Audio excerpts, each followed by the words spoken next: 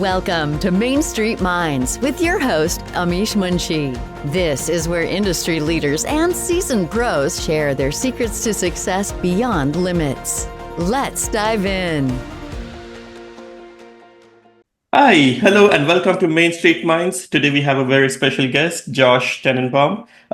We have the privilege of having him to share his journey and share kind of what he sees happening in the industry. So without any further delay, let me open up the floor. Josh, you want to get started with introducing yourself? Sure. I'm Josh Tenenbaum, currently Vice President of Engineering at First Advantage, and I'm here in Atlanta. Hey, thanks for joining. I know it's a busy Thursday and it's a little late in the evening, so I'm glad you were able to take time off from a busy schedule and join us. So tell us like how did you get started in the technology field, and how did you reach the level where you are today? I think I had a different path than many, and I started because I was at Georgia Tech, and I was actually a business major, but was heavily interested in technology. And so I had taken a lot of computer classes in high school, took some in college. And when I graduated from college, I took a tech support job as my first job out of college. And I wasn't very excited by it. I had to be at work at a certain time. I had to be on the phone for a certain time. And and it was very regimented, and it wasn't the lifestyle that I was expecting. It wasn't like it wasn't. It was my expectations that were totally wrong. It wasn't like they sold me a bill of goods, and I'm like, I didn't sign up for this.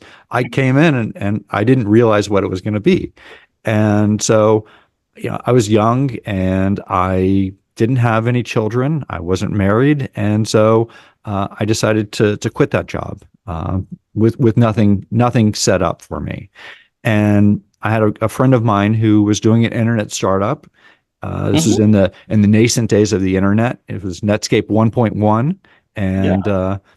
And he basically was patient with me and said, hey, go do this. And it clicked. And I did that for about a year and was really interested in the internet. And I mean, there was no tooling here. We were doing C programming using CGI bin, and it was kind of ugly days, but it was fun. And I was working with a really good group of people, and kind of started my path there. And then from that, we kept seeing tooling kept getting better, and so as I was young, it was really easy to move from. I went from there to work at Creative Loafing, which is a kind of an alternative newspaper here in Atlanta, and worked there for about a year and really enjoyed that.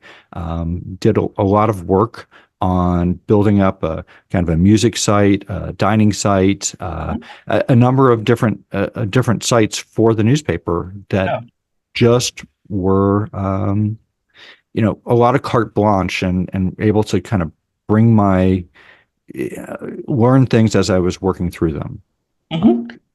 And so from there, I moved into consulting, did consulting for a few years. And as my tenure went on, I started staying at jobs longer and longer. So, I went from that to, like 2 or 3 years at a job to, 4 to 5 years to, now I've been at Sterling, now First Advantage for 12 years. Yeah, that's amazing. So, did you have any plans that this is where you want to go? Like, did you have that a phase where you had to decide whether you want to do more technology or more leadership roles? What is it they say? The plan, all plans don't survive first contact with the enemy. So things, aspirationally, yes, I always thought, I'd like to do this and I'd like to do that. But realistically, I remember this was maybe 8 years ago. I was talking to our CTO and I said, hey, I'd really like this. And he was very direct with me and said, this isn't what you should be doing. You shouldn't be coming to me and telling me what you want. You need to be coming to me and asking me what I want. Yeah. And it was like, oh, yeah, I should. And it wasn't a pleasant conversation. I didn't walk away with it feeling great, but I felt like I had gotten a lot of enlightenment from having that conversation with him. And so I appreciated his candor with me, and that turned me around to moving from the role I was in to a different role with a lot more responsibility. And so I really remembered that, and kind of as I've worked with different leaders, I'm always cognizant of, I don't typically try and come to them and say, hey, this is what I want to do. It's, hey, what is it that you need? And once I have that information, I can kind of formulate a plan and work with them on that. And I've had a lot of support for that, but I think you have to come in with the right mindset. Yeah, yeah, makes sense. So, how different do you think is a leadership role versus a technology role, right? Right? Like, do you think there is like a growth kind of an upper ceiling within doing kind of more of technology and more of hands-on, or being an independent contributor, versus on the leadership side, you see things going further ahead? I think that's a hard question to just give you a straight definitive answer. The best people that I've seen as individual contributors could easily manage. They just don't want to. It really is they term it the soft skills, but or the EQ, the emotional intelligence. And everybody who has improves on that does better in whatever role they're in, whether it is an individual contributor or a manager. And I used to scoff and say, "Oh, I can go do that. Oh, I can do that," and think, why does somebody ask for 2 to 3 years of experience as a leader? But then, kind of as I've had 2 to 3 years of experience, I always go back to when I was in college, and we were kayaking. I did a lot of whitewater kayaking in college, and I just remember we took this river safety class, and the guy who was teaching it had been boating for 20 years, and he said, it's not that you're not a good boater. It's that you just don't have the experience. You haven't been in that situation, and once you are in the situation and you overcome it, the next time it happens, you feel a whole lot better. And like, oh, that's what happened. And I saw that progression personally, where something bad would happen, and I'd be kind of just staring. I'd just be staring at the kind of what happened, and then the next time I was like, oh, I got to do this. And so when you get that experience, it's not like it's some magic. It's someone's looking for you to have the experience, because you get accustomed to it, and you learn how to react to things. And it really is, the secret to reaction is take a deep breath, think about it, and respond calmly and rationally, and try and understand the outcome or the goal that people are trying to get to. And I don't always do so well at that, but I try. Yeah, yeah. There's always some curveball that's there. Every situation is slightly different. Even with somebody having decades of experience, there will always be like something new. Hopefully, that's more of a way to stay motivated to doing something, and it doesn't like bog you down, saying, "Hey, why am I not getting the same challenge again?" Hopefully, yeah, yeah. So that's really cool. So how? What is involved in your day-to-day work right now? Like in general, like for your organization, for your team, like what tools do they have to use? What things do they have to do? Like what is it like? Um, it's a lot of discussion about AI. Surprisingly, not. Yeah. So from a development perspective, everybody wants to start using Copilot. They want to start using the AI tools. They want to see how it's going to improve. And so every day it's a discussion of, hey, how do I get access to Copilot? Because we have a limited number of licenses right now. As I alluded to, we were just in an acquisition, and so we're trying to get through a lot of consolidation efforts. And so everybody wants to start playing with AI. Everybody wants to start using it. We've had some teams that have had some success, and and so I see that there's a lot of acceleration there. And it's not the, oh, AI is going to make everything perfect. It's, we have to have a good process. So from a historical perspective, you didn't ask this, but I'm going to kind of bring it into the conversation. Sorry. Yeah. When I took over the platform, when I moved into this role, we had a lot of work to get things stabilized. We were on-prem. We had a 2-week Scrum cycle, and then we do a release, and then the releases were kind of marathon kind of efforts. A lot of manual stuff, a lot of pets that we had to care and feed for. And we've matured our process, our software development life cycle. We've matured our release process, our CI/CD process, to the point where everything's fairly well automated in terms of a repeatable process. We've improved our testing. So all of those things kind of come in, and they're important in the overall landscape that make things better. So you can't, you can't build like an 18-story building with a shaky foundation.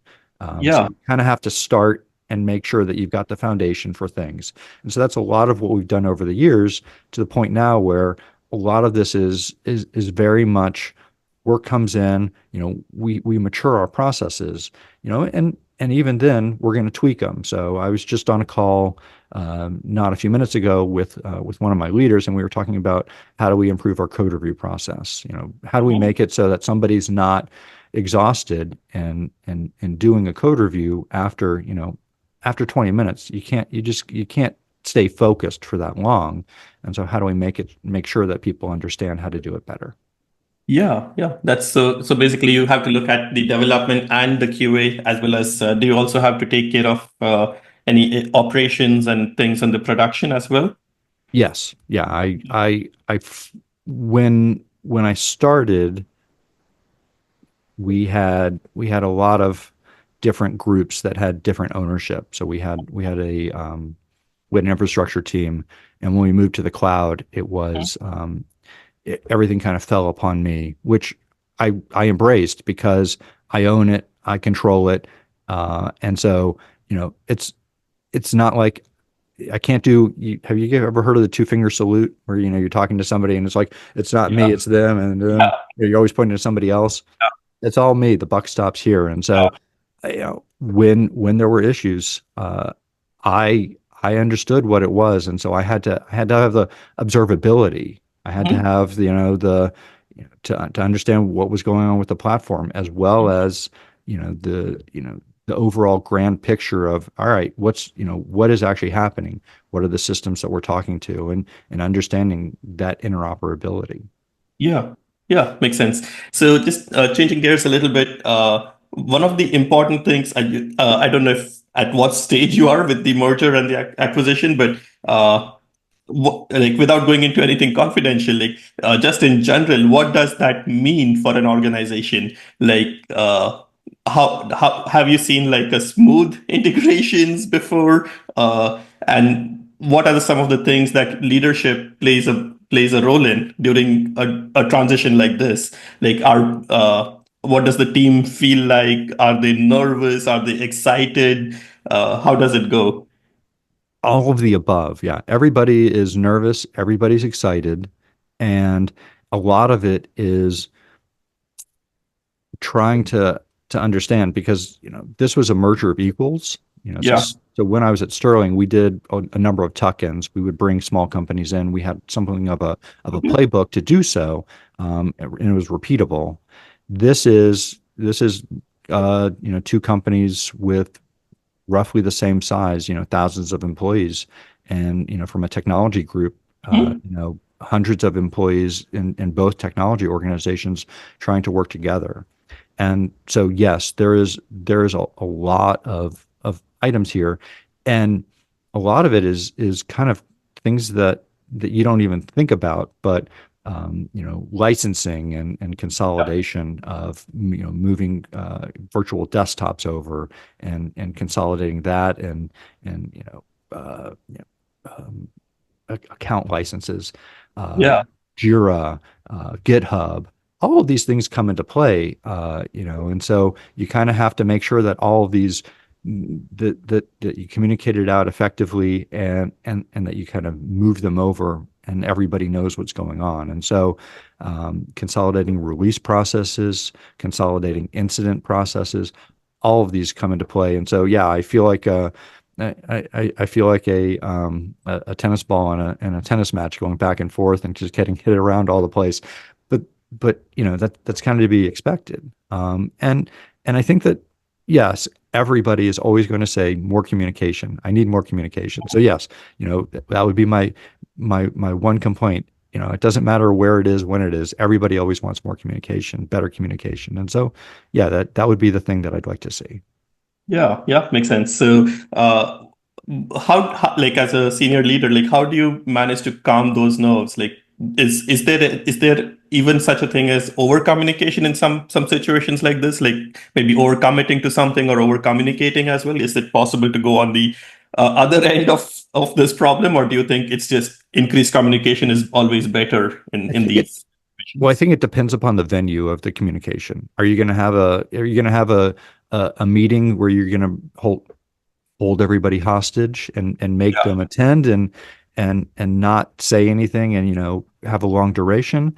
In those cases, that's counterproductive. Okay. Sending out emails with messages that include videos, or having your distributing the information down to from from the CEO to all the C levels, and from there to all of their senior leaders.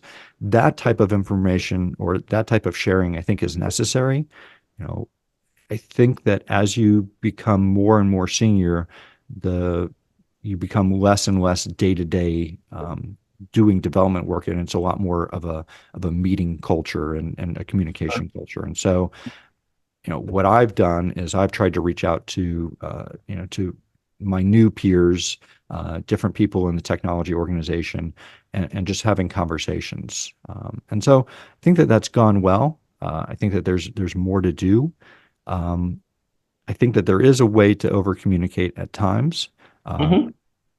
but you have to be smart at it in terms of, I mean, you can't, it's like technology today. You just can't sip at the fire hose.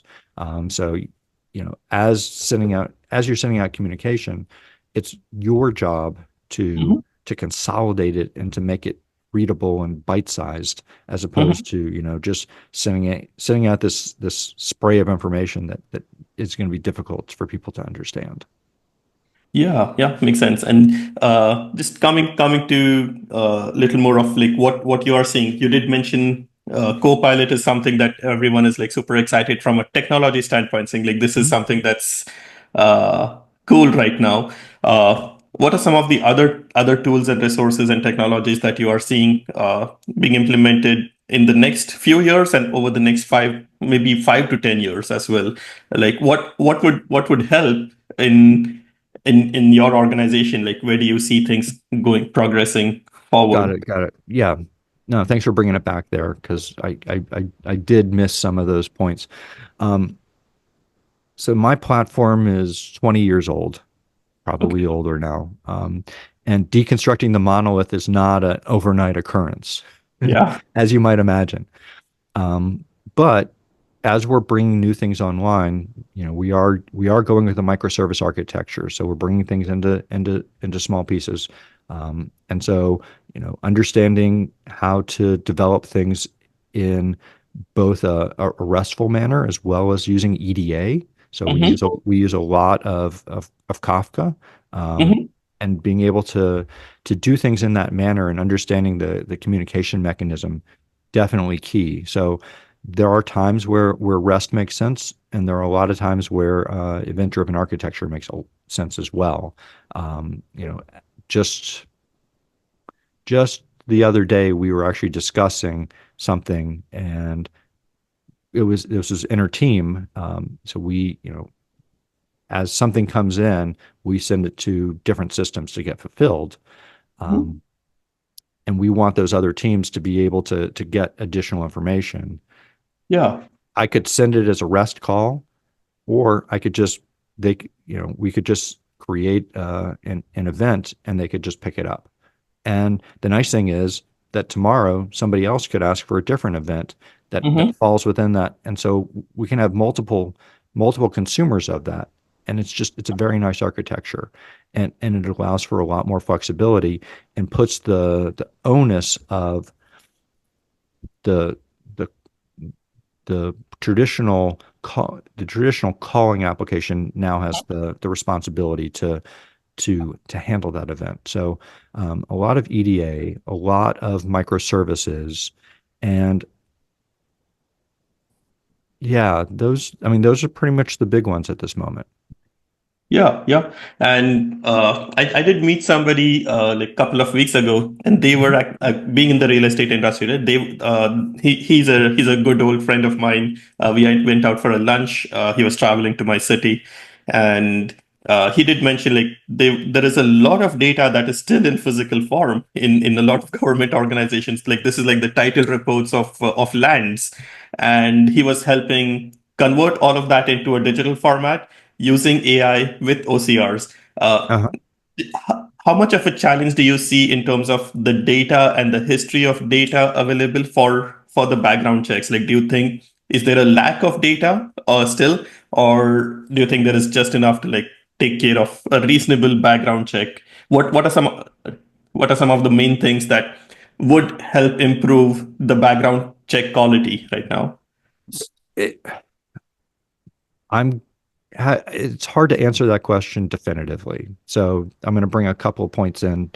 Number one, we do have court runners, people who go to courts to look up documents, and Mm-hmm. and that's an extremely manual process. Mm-hmm. As things have become more digital, that's less and less so. That Mm-hmm. said, I was in jury duty, many years ago, and I remember how woefully manual things were. I mean, this was in the late 90s, and somebody was literally taking a copy of a piece of paper and putting it in a typewriter and typing up the person, the person's name into the form. Yeah. And I don't I don't know how much that's improved. I'm hopeful it has improved greatly. But again, I mean, I don't see that the data going back that, it's not like you can magically as a court go back and just process all this data quickly. I mean, Yeah. I remember using OCR in was about 2003, and it was pretty good technology then. I imagine it's gotten better, but it's still not to the point where you're going to be able to go and take court records, and pull those from a historical perspective. It doesn't affect us as much. I think most of what we do is kind of at the 7-year boundary. So hopefully things have gotten better in the last 7 years, Yeah. where that's not a problem. But from like more of a more historical perspective, I think that there's still a lot of physical data. You're right. Yeah, yeah, yeah, and even it's crazy. Like so, in real estate, like if I have to do in Texas, if I have to like go and search the entity information, I have to first put a credit card because just to search the entity information, they charge me like 60 cents or something, and I'm like and all other states give it for free, and I'm like, is it really that difficult to have an online system that gives me who is the owner of a LLC? And it's like, yeah, And I wonder how much of that is transaction fees even. yeah, yeah. It's like, yeah, I hope there is some alternative, but it's such a small amount. I just pay for it and like just go run with it. So but it's crazy, like just how much data needs to be online and be available just for what is needed. Even on the lending side, like we do background checks, and we probably use your services in some of the places where we have to go and like verify some information. So Hmm. yeah, I live with this like all day and night. Wow. I mean, it is, isn't it amazing how much of the, how much, yeah, how much in different areas you need to have verification of Oh yeah, someone's identity and doing a background check. yeah, I mean, even to open a bank account, oh yeah, which I understand, but it's so it's everywhere. It's yeah. so ubiquitous today, Yeah. isn't it? Yeah, we got to know who the person is. I wish there was like I used to do more of identity and access management, Hmm. and over there, I always thought my information should be with me, right? There should be like a centralized system that keeps all of my information. Like if some like just like a credit report takes care of the credit, but everything else should be in one place with one bureau, like maybe two or three bureaus, just like a credit Yeah. check, and that should be like I should have control over who accesses it, and I should be able to like give access to that, just like issuing a driver's license, right? If we go to buy alcohol, I show I show my photo ID just because the store trusts the state that the like there has Yeah. to be that third party information system that is more of a verification of the identity and then whatever information is there. So I've been thinking about something like this, but I don't think there is a easy solution. There is just so many sources of data. There's just so much information in so many places. Even if we wish to integrate everything, I don't know if it's ever going to happen, but the work you do is just phenomenal. Like being able to integrate with so many systems and so many different ways of integrations, right? Every information provider will have their own different way of interacting, and it's and keeping all these systems running is is a completely different thing. I can barely get a phone connected to the network. It's Yeah, it is surprising how fast technology moves. I mean, I alluded to it earlier. You know, the technology fire hose, uh, it, it only gets faster and faster, doesn't it? Yeah, yeah, exactly. So, coming back to you, what do you what do you like to do in terms of like where do you see yourself in the next 5 years? What motivates you? What is something that is challenging that will be like you wish you could be working on something uh, like what's your area of interest? I I really like coming in and fixing chaotic situations. Mhm. So a lot, as I mentioned before, we had this marathon release process where we would start a release at 9:30 p.m. and my longest one went until 9:30 p.m. the next day. So Uh, not something that I ever want to repeat ever again.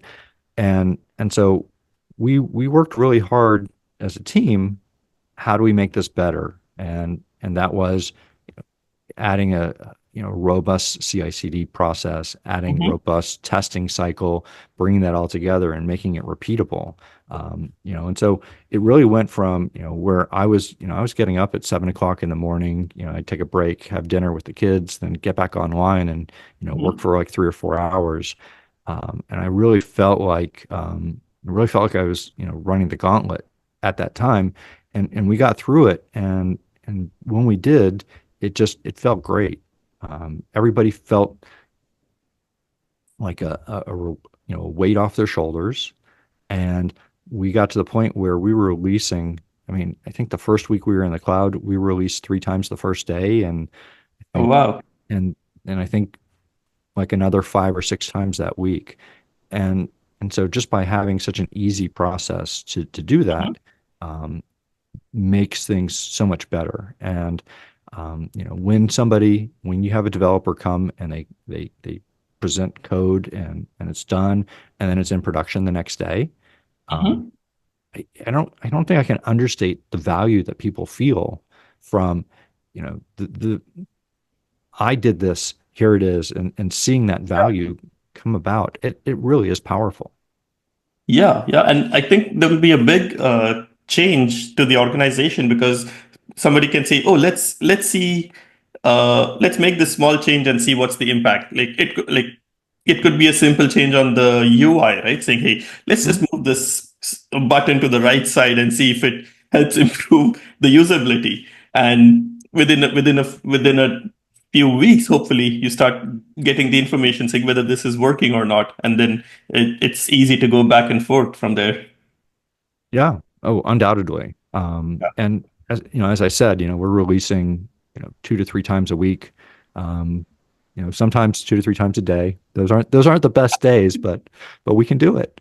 Yeah, exactly. Sounds great. So, just before we conclude, like, are there any other pieces of information you would like to share with the audience? Yeah. I think that it's really important to not be, yeah, for the younger people Yeah. when you're getting out of college, and I've got 3 daughters, two who just got out of college, one still in college, and I think that for my oldest daughter, it was really tough finding a job. She worked at it really hard, and it was a tough time in the economy.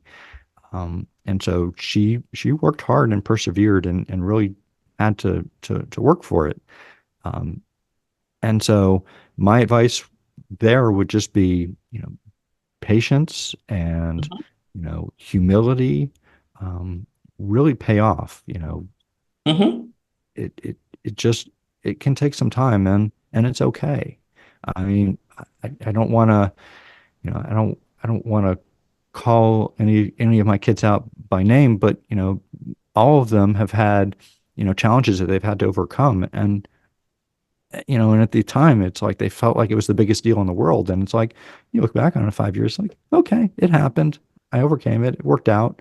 It wasn't what I wanted at the time. And, if I didn't have to do it, I would probably be happier now, but it's okay. Yeah, yeah, that's a very major tip. Right now, I think it's a little more challenging to get started in the industry, but still there are plenty of jobs out there. So keep persevering. Don't let the situation change you. The person, like, if you're applying for something, you stick to what you want to do, what makes sense. Obviously, it should be something sensible, and then keep persevering it, and it will just happen.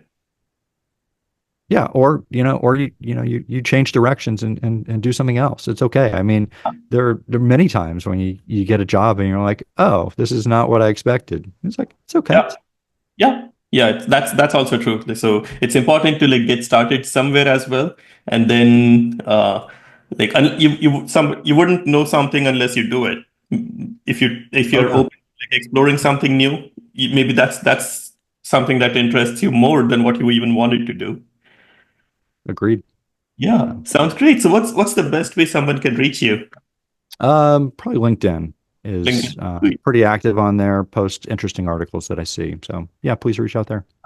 Yeah, sounds great. Thanks, and thanks for taking the time, coming on a busy Thursday on the show, and Of course. helping everyone with sharing your knowledge. Oh, well, thanks, Amish. I really appreciate the invitation, and glad to have had time to speak with you. Thanks. Thank you. Have a good day. You too. Bye. That's a wrap on today's episode of Main Street Minds. Want to share your journey with our audience? Head over to mainstreetmindspodcast.com/guest to apply.